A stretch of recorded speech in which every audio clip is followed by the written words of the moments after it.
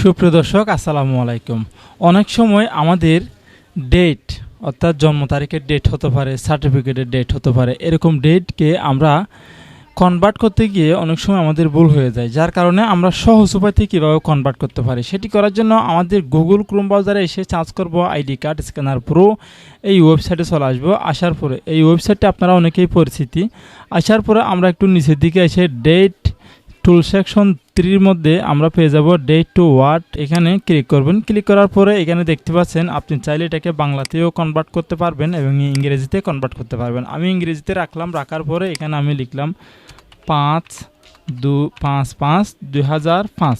এটা লেখার পরে এখানে আমি কনভার্টে ক্লিক করলাম। কনভার্টে ক্লিক করার সাথে সাথে কিন্তু দেখতে পাচ্ছেন এখানে আপনি দেখতেই পাচ্ছেন রেজাল্ট। এই যে এই রেজাল্টটুকু আমরা এখান থেকে কপি করে নিব, ঠিক আছে। এটা কথায় ইংরেজিতে কথায় দিয়েছে এবং বাংলাতেও আপনি এইভাবে করে নিতে পারবেন। 5ই মে 2005, ঠিক আছে।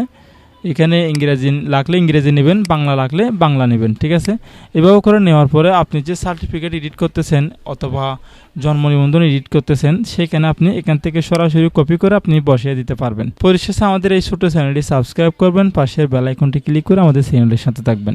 ফেসবুক থেকে হলে ভিডিওটি শেয়ার করে দিবেন।